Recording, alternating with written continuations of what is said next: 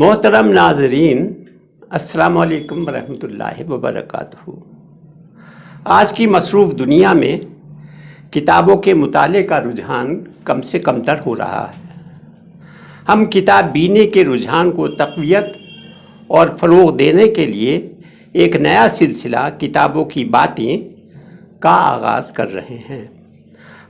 ہمارے پیش نظر یہ حقیقت ہے کہ those who do not read cannot lead، یعنی جو پڑھتے نہیں وہ رہنمائی کا فریضہ انجام نہیں دے سکتے۔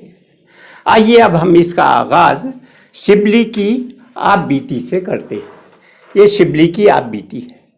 آپ کو معلوم ہے کہ علامہ شبلی 19ویں صدی کے مشہور عالم دین، عظیم مصنف، مقرر، مورخ، ناقد، سیرت نگار تھے۔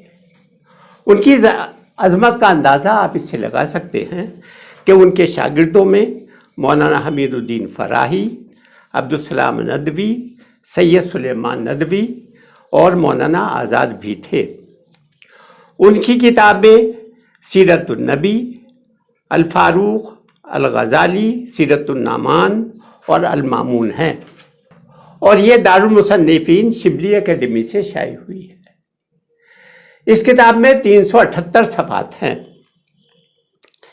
اس میں شبلی نے اپنی آپ بیتی بیان کی ہے کہ ان کی پیدائش 3 جون 1857 میں ہوئی تھی، اور یہ وہ زمانہ تھا جب کہ ہندوستانیوں نے انگریزوں کے خلاف ایک بغاوت کر دی تھی۔ علامہ شبلی نے لکھا ہے کہ ان کی تعلیم کا آغاز خود ان کے گھر سے ہوا۔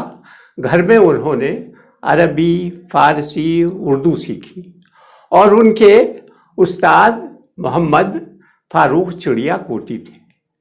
لاہور میں ایک صاحب ہیں، ان کا نام ہے مولانا فیض الرحمان صاحب، تو میری عمر 15 سال کی تھی تو میں وہاں پر چلا گیا۔ ان سے جب درخواست کی تو انہوں نے یہ کہا کہ میرے پاس تمہیں پڑھانے کے لیے وقت نہیں ہے، البتہ میں صبح کو پالکی میں بیٹھ کر اورینٹل کالج لاہور میں جاتا ہوں، تو اگر تم اس وقت میں مجھ سے کچھ پوچھنا چاہو تو پوچھ سکتے ہو۔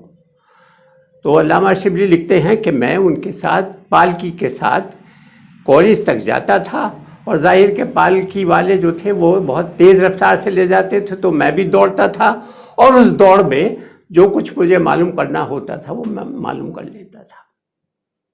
مولانا فیض الحسن جو سہارنپور کے رہنے والے تھے، ان کو شبلی سے بھی محبت پیدا ہو گئی، اور انہوں نے کچھ اور وقت ان کو دینے لگے۔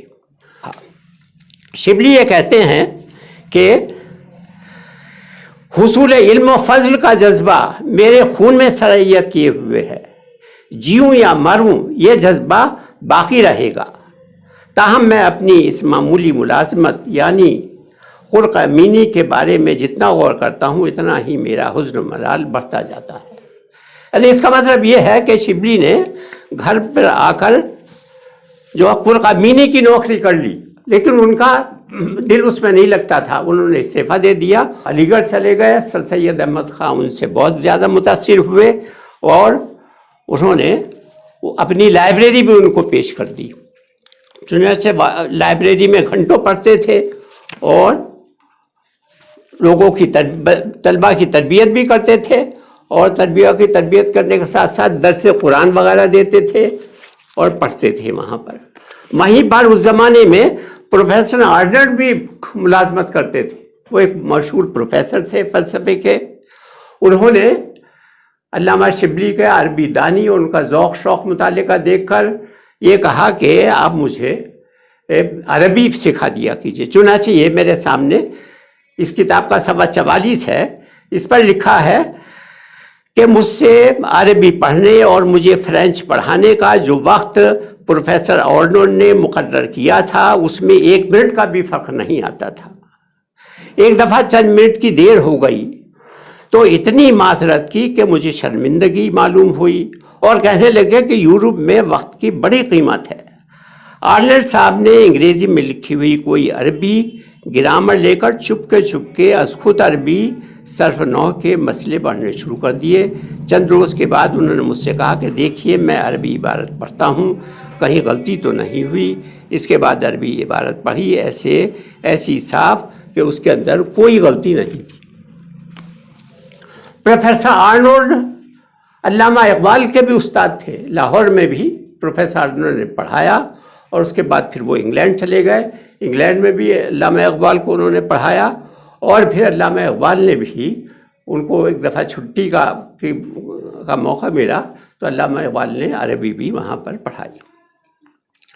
ایک اور صفحہ 66 کے اوپر علامہ شبلی لکھتے ہیں، جبکہ ان کا ترکی کا قسطنطنیہ اور مصر اور عراق کا سفر ہوا، اور یہ بحری سفر تھا، تو اتفاق سے آرنلڈ بھی اسی سفر میں ساتھ تھے۔ انہوں نے علامہ شبلی نے لکھا ہے، صفحہ 66 میں پڑھ رہا ہوں، 10 مئی کی صبح کو میں سوتے سے اٹھا تو ایک ہم سفر نے کہا جہاز کا انجن ٹوٹ گیا ہے۔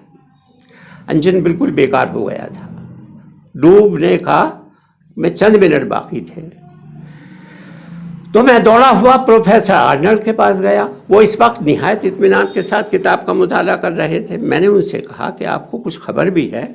بولے ہاں خبر ہے، انجن ٹوٹ گیا ہے۔ میں نے کہا آپ کو کچھ اضطراب نہیں؟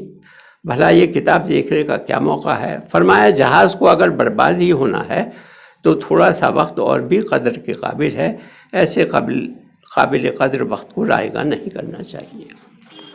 یہ اس کتاب کے اندر کہ انگریزی کا انگریزوں کو مطالعے کا کتنا ذوق شوق ہوتا ہے، یہ اس کے اندر بتایا گیا ہے۔ علامہ شبلی نے ایک دفعہ سفر کے بارے میں اہمیت بتاتے ہوئے اور کتاب بینی سے بھی اس کا تعلق بتاتے ہوئے لکھا کہ جو اثر اس سفر ترکی سے میرے دل پر ہوا ہے وہ ہزاروں کتابوں کے مطالعے سے نہیں ہو سکتا تھا۔ مجھ کو معلوم ہے کہ انسان جب تک دنیا کے بڑے بڑے حصے نہ دیکھے انسان نہیں ہو سکتا۔ یہ علامہ شبلی نے یہ لکھا ہے۔ ایک جگہ جامع ازہر کا بھی تذکرہ کیا ہے، یہ اسی زمانے کی بات ہے، یعنی یہ 1891 کی بات ہے۔ انہوں نے لکھا مجھ کو اپنے تمام سفروں میں جس قدر جامع ازہر کے حالات سے مسلمانوں کی بدبختی کا یقین ہوا کسی چیز سے نہیں ہوا۔ ایک ایسا دارالعلوم جس میں دنیا کے ہر حصے سے لوگ جمع ہوتے ہیں، جس کا سالانہ خرچ 2-3 لاکھ سے کم نہیں ہے، جس کے طالب علموں کی تعداد 12,000 ہے، لیکن وہاں کا نصاب تعلیم، طریقہ تعلیم بہت ناقص ہے۔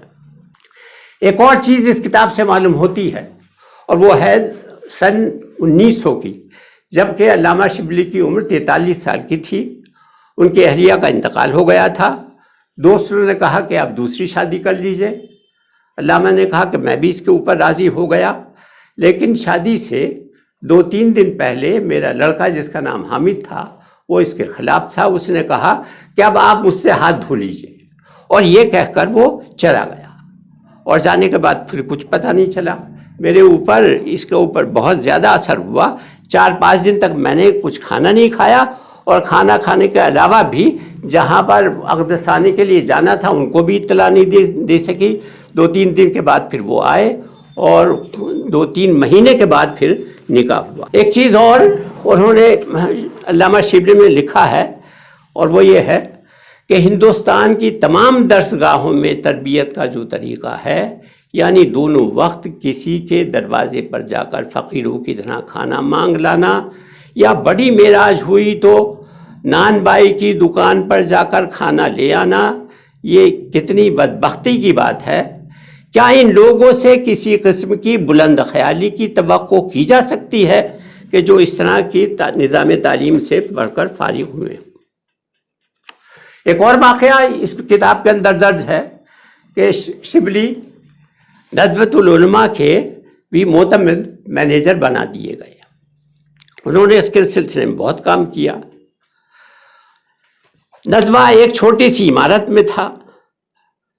علامہ شبلی نے انگریزوں سے ربط قائم کیا اور ان سے 32 بیگھے زمین جہاں پر اس وقت ندوہ قائم ہے حاصل کر لی، یعنی لکھنؤ یونیورسٹی کے بالکل قریب میں، اور وہاں پر لیفٹیننٹ گورنر نے اس کا افتتاح کیا۔ ایک اور بات، علامہ شبلی اس کتاب کو مطالعے سے معلوم ہوتا ہے کہ انتہائی جرأت مند تھے. انہوں نے ندوے کے طریقۂ تعلیم پر بھی تنقید کی زبردست، اور جو وہاں کی انتظامیہ تھی اس کے اوپر بھی تنقید کی، اور پھر انہوں نے کہا ایک نیا نظام تعلیم لانا چاہتے تھے، اس کے لیے کوشش بھی کی، اگرچہ بہت سی رکاوٹیں ڈالی گئیں. انہوں نے یہاں پر لکھا ہے کہ جب میں نے کہا کہ انگریزی زبان کا بھی یہاں پر تدریس ہونی چاہیے کیونکہ اس کی بہت بڑی اہمیت ہے، تو انہوں نے لکھا کہ یہاں کے اسٹاف کی روح نکل جاتی ہے انگریزی زبان کے سلسلے میں. بہرحال میں نے اس کو زبردستی اس میں داخل کر دیا. تو اس کی یہ کتاب بہت اہم ہے، اس کا مطالعہ بہت ضروری ہے. علامہ شبلی کی ندوے میں بہت زیادہ مخالفت بھی ہوئی، اور انہوں نے ایک جگہ یہ لکھا ہے اس کتاب کے اندر کہ جب میں علی گڑھ سے آ رہا تھا ندوے میں تو میرے کچھ دوستوں نے یہ کہا کہ تم مت جاؤ اور مولویوں میں مت پھنسو. ان کی بات بالکل درست تھی. بہرحال میں نے بھی اپنا فیصلہ کر لیا تھا کہ میں اس کو بدل کے رہوں گا، چنانچہ میں نے کوشش کی. 1913 میں علامہ شبلی نے ندوے سے استعفیٰ دے دیا. بہرحال وہاں پر بہت کام کیا. 1914 میں ان کا انتقال ہو گیا. اور ایک واقعہ جو اس کتاب میں درج ہے وہ یہ کہ جب 1907 میں ندوے کے اندر ایک اجتماع ہوا اور علامہ سید سلیمان ندوی نے ایک تقریر کی عربی زبان میں، تو اس سے سامعین بھی بہت متاثر ہوئے، اور علامہ شبلی جو ان کے استاد تھے وہ بھی بہت متاثر ہوئے، اور انہوں نے اپنا امامہ اتار کر علامہ سید سلیمان ندوی کے سر پر رکھ دیا. ایسی مثال دینی درسگاہوں میں نہ تو پہلے ہوئی اور نہ اس کے بعد ہوئی. بہرحال یہ کتاب بہت عمدہ ہے، اس کتاب کو ہمیں پڑھنا چاہیے. یہ علامہ شبلی کی آپ بیتی ہے. آخر الدعوانا.